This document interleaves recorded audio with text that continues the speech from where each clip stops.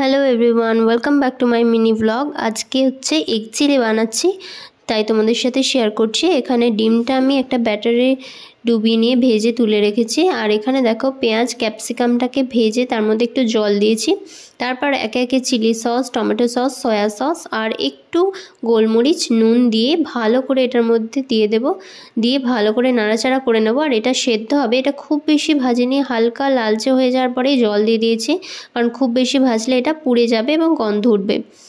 আর ডিমটা ভাজার জন্য এখানে ময়দা, কর্নফ্লাওয়ার আর বেকিং সোডা আর একটুখানি নুন আর গোলমরিচের গুঁড়ো দিয়ে ভালো করে ব্যাটার তৈরি করে নিয়েছিলাম, আর সেটা দিয়ে ডিমটা ভেজে তুলে রেখেছিলাম। এখন এইটার মধ্যে একটু চিনিও অ্যাড করে দিলাম, কারণ এই রেসিপিটা একটু মিষ্টি মিষ্টি হলে খেতে অনেক টেস্টি লাগে। তো দেখো, এই সিম্পল রেসিপিটা তোমরা চাইলে বাড়িতে বানাতেই পারো। এখন রেডি হয়ে গেছে এগ চিলি, তার সাথে গরম গরম রুটি। এই ছিল আজকের রেসিপি। দেখা হচ্ছে নেক্সট ব্লগের। টাটা।